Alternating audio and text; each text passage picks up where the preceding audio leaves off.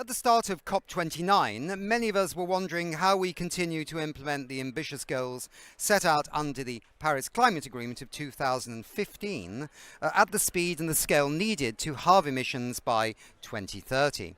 As the world's largest coalition of non-state actors, the Race to Zero continues to mobilize net zero leaders across society to not only set ambitious targets, but to move from pledges to plans and ultimately emission reductions.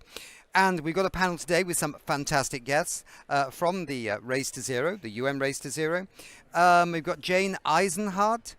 You're in the middle. That's good. Engagement and Acceleration Manager with the Race to Zero. We've got Camila Fernandez, Expert Peer Review Group. That's you. I think I could tell because the cuffs are quite Latin American or Spanish and they're really funky. They're great. Camila Fernandez, Expert Peer Review Group Manager, Race to Zero, Climate Champions Team. And Takeshi Kuramochi, Senior Climate Policy Researcher at the NewClimate Institute. Okay, I'm going to start off with Jane and Camila. Tell us a bit more about the Race to Zero, because there's unbelievably still some people out in the world that don't know about it. Can you believe that? Tell us a bit more about the Race to Zero and how this movement has grown over the past 4 years. Thanks, Nick. Well, for one that doesn't know, Race to Zero is an umbrella campaign that mobilizes more than 25 partners and more than 30 accelerators. Thanks, Jane. And bringing together all the non-state actors that have been brave and bold to commit to net zero by 2050, and for that, halve their emission by 2030, so in 6 years more, 5. With that commitment, we have been already celebrate that the Race to Zero campaign have 15,000 members already all around the world, bringing together 150 countries. So even though probably there are many that are not part of Race to Zero and are aware of Race to Zero, there are probably one member in their different country.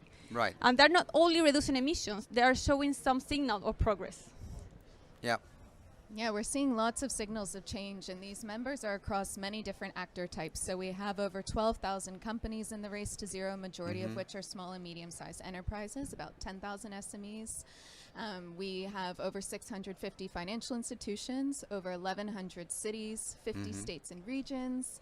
And then, of course, universities. We work with over 1,000 universities across the world. So really wide breadth, which is what makes the initiative so exciting. And we've seen massive growth since the campaign started 4 years ago. I think this year alone, we increased 16% in new members. Wow, that's quite big. All right. Cami, tell me, or Camila, is it Camila or Cami? Do you like Cami? Whatever you want. Okay, just to come back on this, and also Jane, just briefly as well before I come to Takeshi. Do you think the quality of the members joining is also something that everyone's conscious about? Because sometimes when things get very big and lots of people join, then people are running around saying, yeah, but are they doing anything? You know, do you feel the quality of the Race to Zero, the people that have been joining, is in general, you know, in line with our ambition for the Paris Climate Agreement? That is a really good question.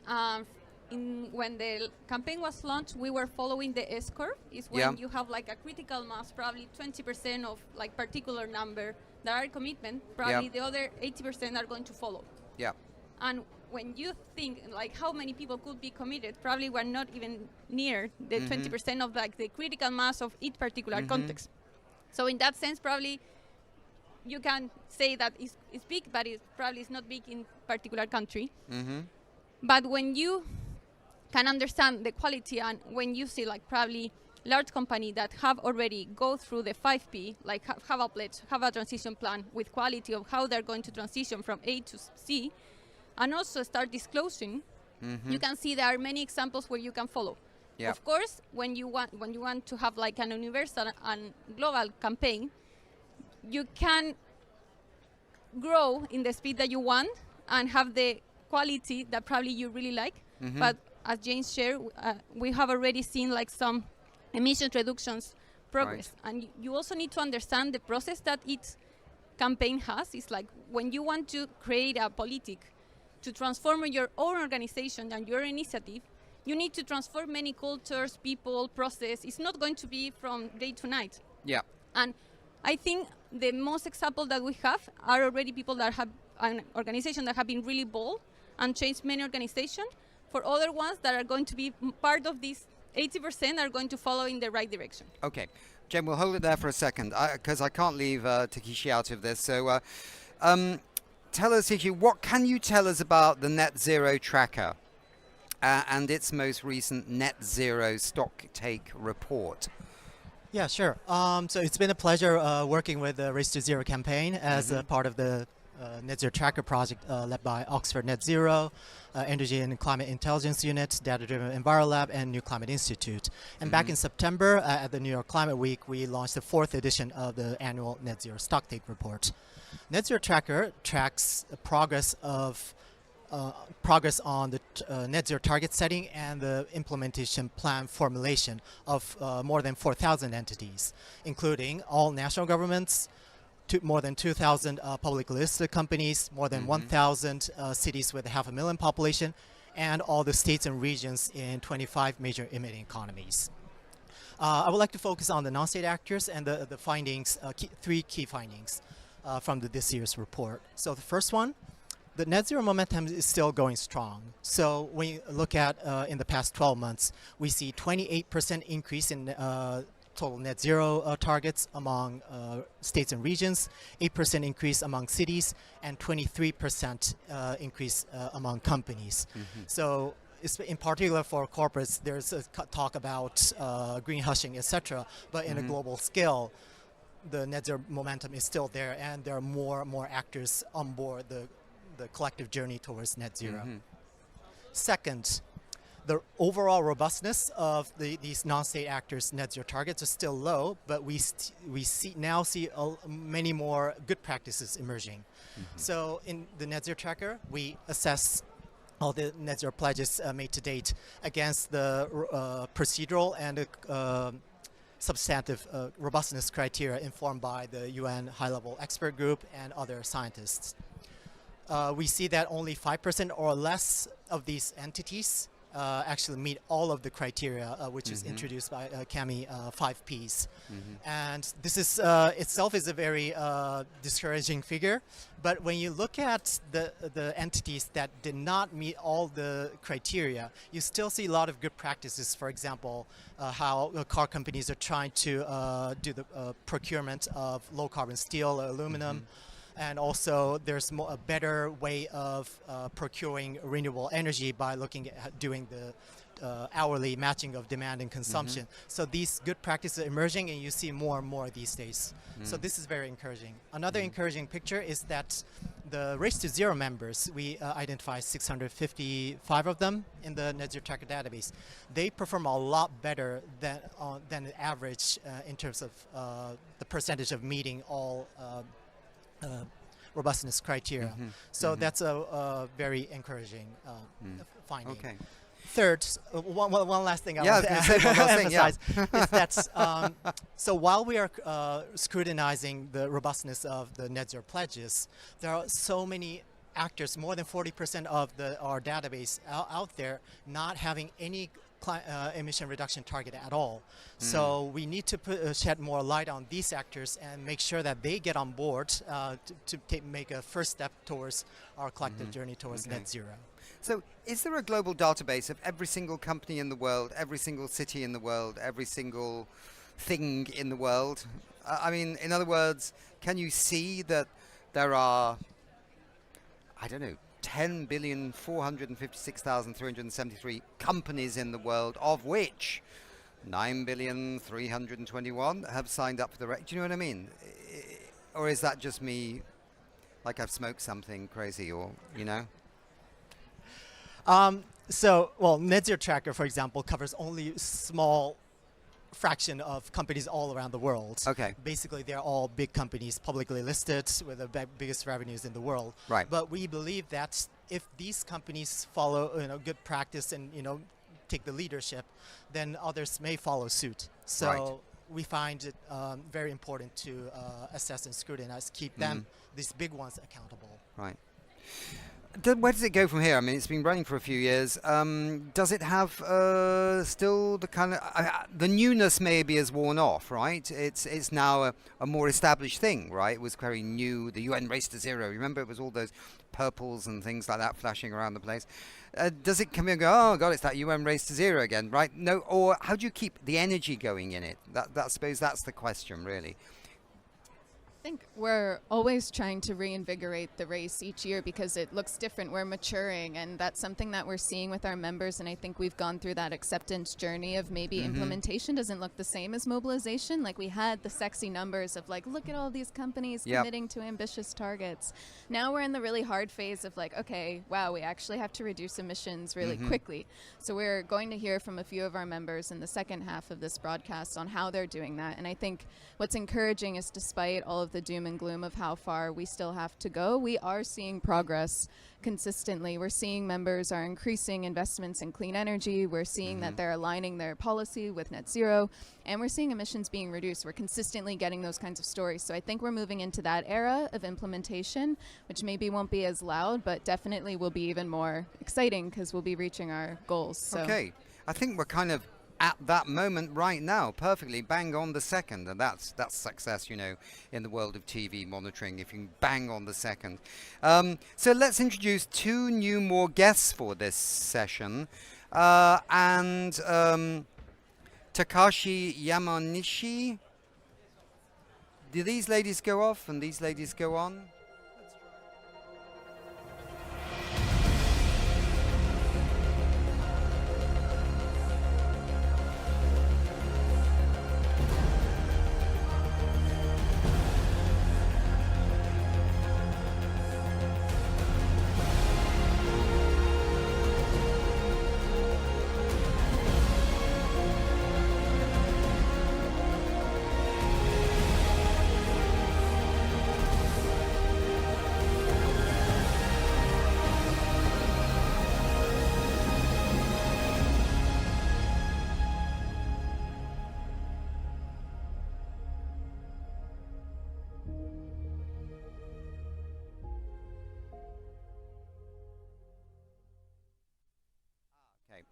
Now we have two more guests wonderfully in our studio to build on this discussion about the UN Race to Zero and what's actually happening with that. We have Takashi Yamanishi, who is a member of the Race to Zero partner Japan Climate Initiative. Great to see you. And we have Perla Cecilia Martínez Lozano, who is Urban Climate Action Manager with Tecnológico. Perfect. Di Monterrey. Okay, super. Thank you very much indeed. Perla, what has Tec de Monterrey's experience been as a university member of the Race to Zero? So you're from an academic situation. And how has the Race to Zero contributed to you setting ambitious targets for non-state actors in your city and so on? So tell us a bit about what's happened since you joined the Race to Zero and how has it impacted? Yes, well, thank you very much. Perhaps I can start by saying that Tecnológico Monterrey is a private Mexican university that has like around 25 campuses around the country. But like the main campus where the university was born is in the city of Monterrey, which is in the northeastern part of Mexico, close to the U.S. border, like a couple of hours, a drive, a couple of hours.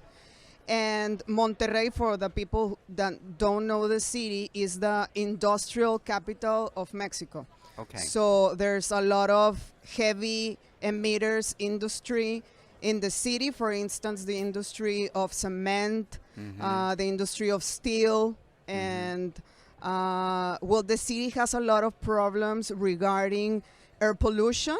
But also like the effects of the climate crisis, right? Like extreme heat, drought, and very recently or more recently also heavy rain because of storms, of flooding, etc.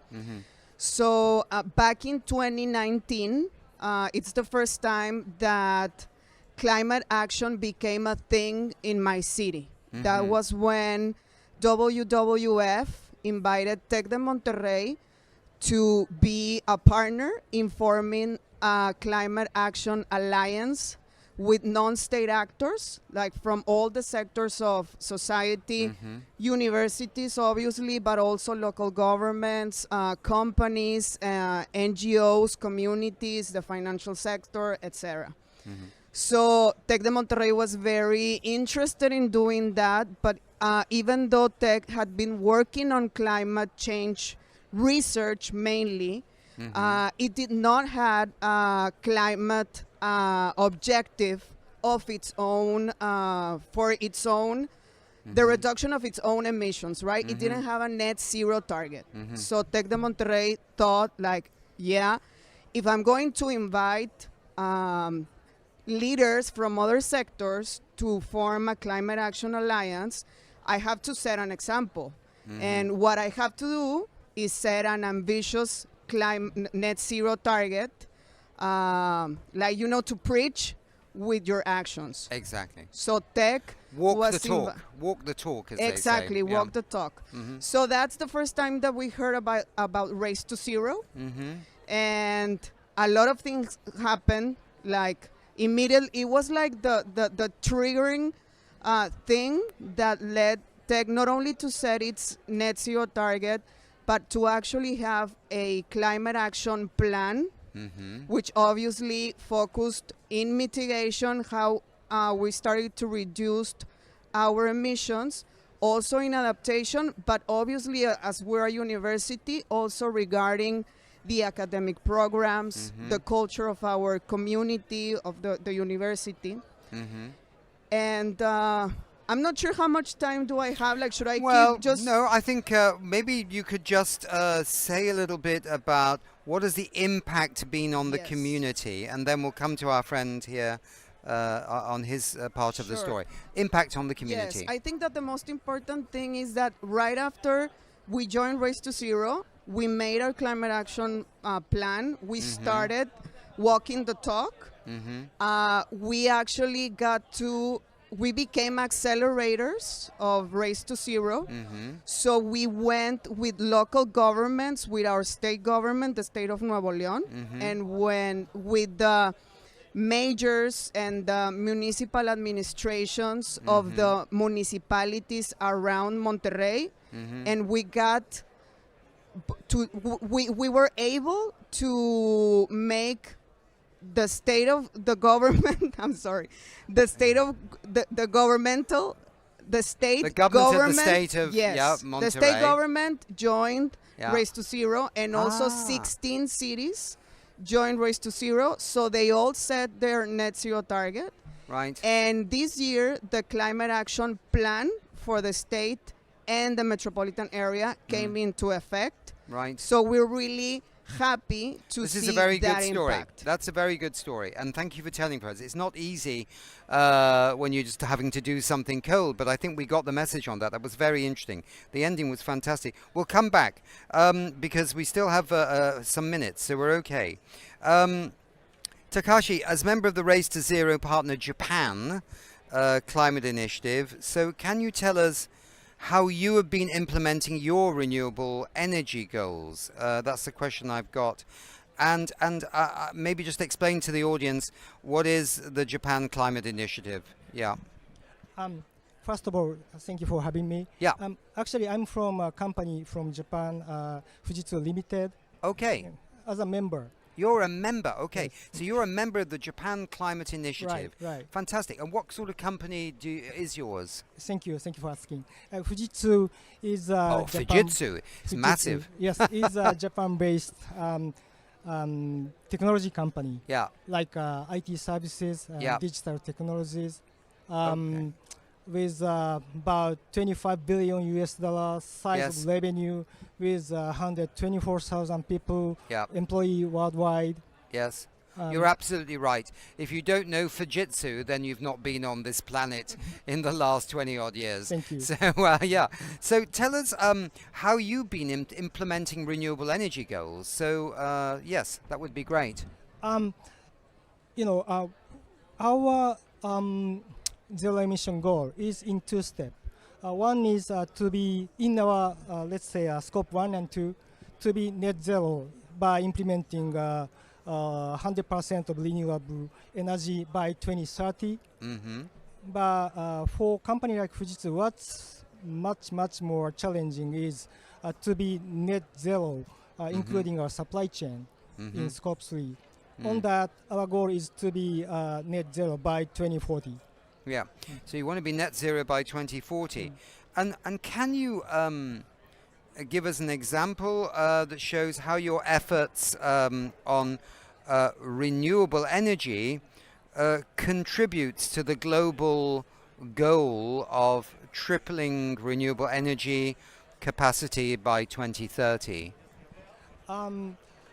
Talking about our own emission, including Scope 3, it's important that we work together with our supply chain partners like suppliers and set a common goal to be net positive and start working together with the supply chain. How do we set the target, and how to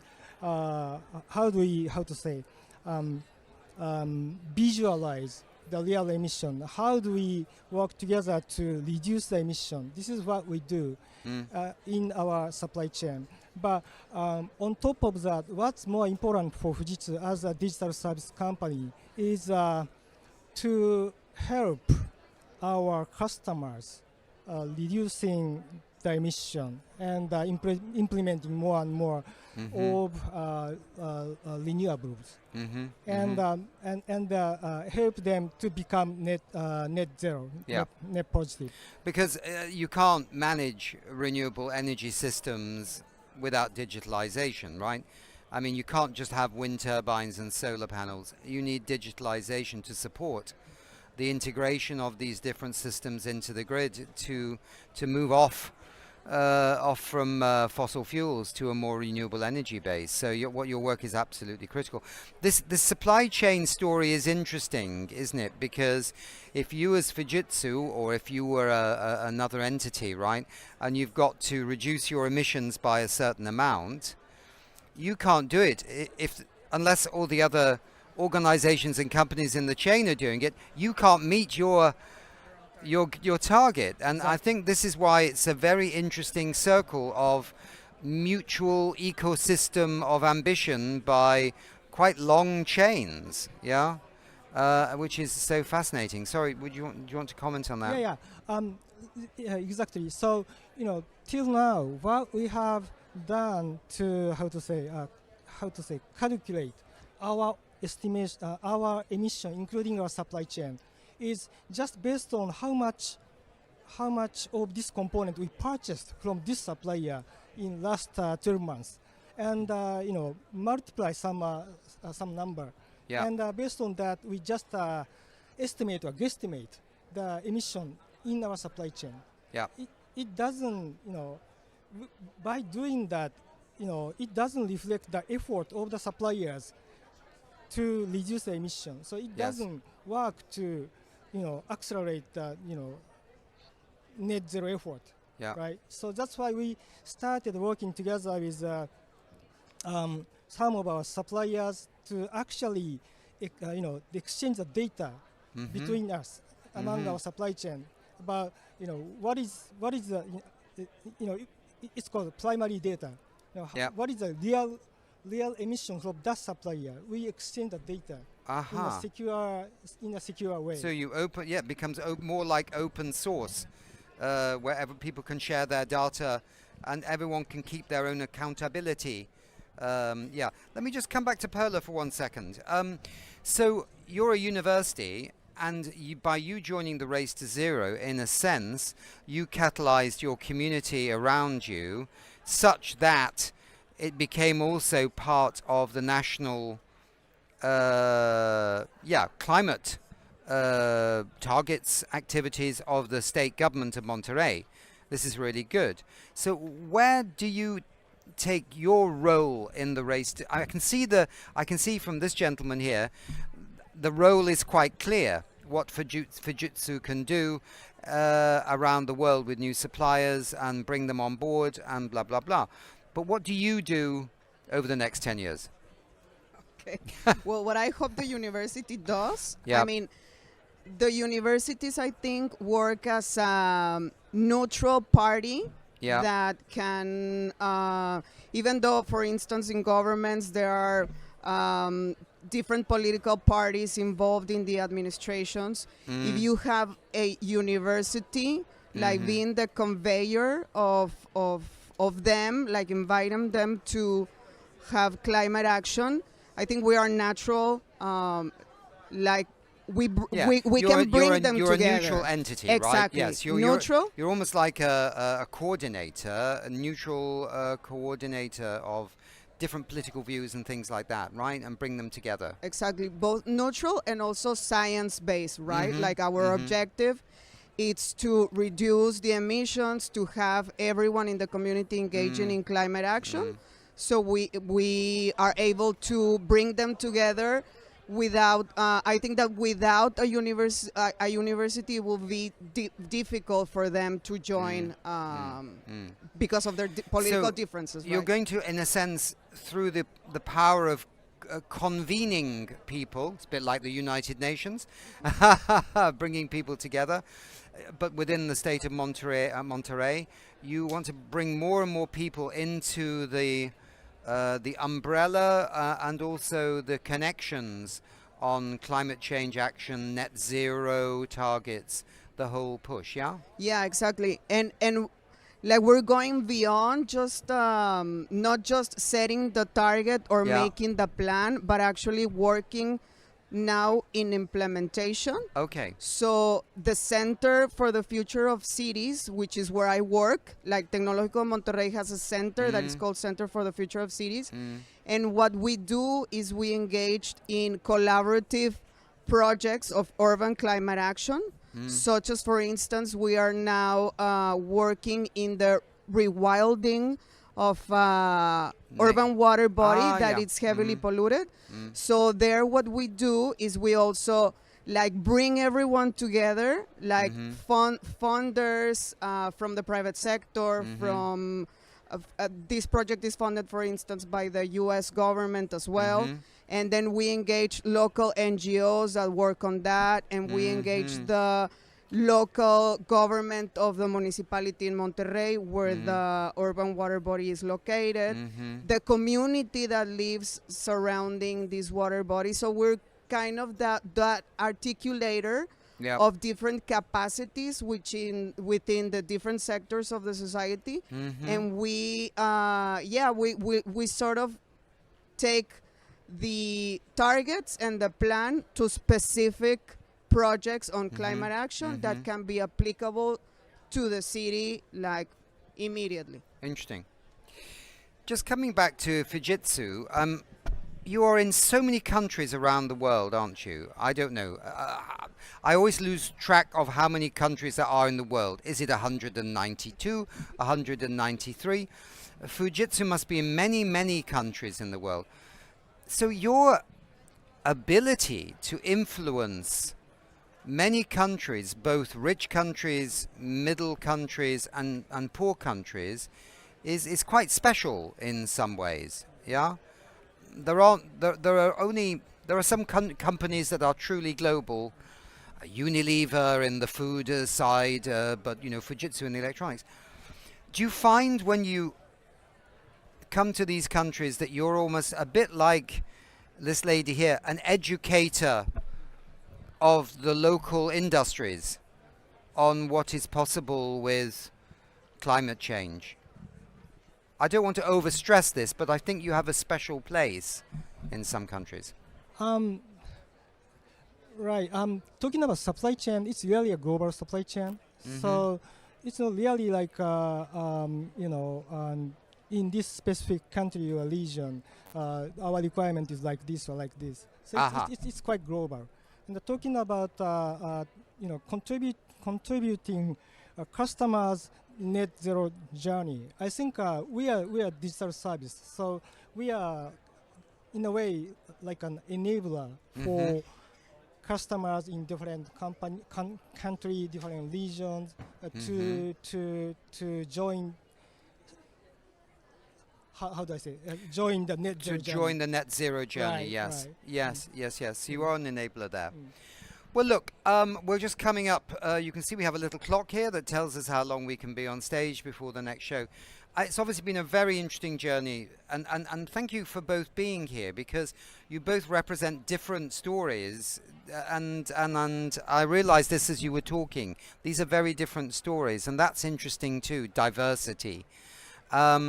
Obviously, we need to fight climate change, because the future is not a good thing without it. It's not good for business. It's not good for our children and many other things. So you're doing great work. And thank you so much for being here and just sharing a little glimpse into your contribution to the UN Race to Zero and climate action. Thank you.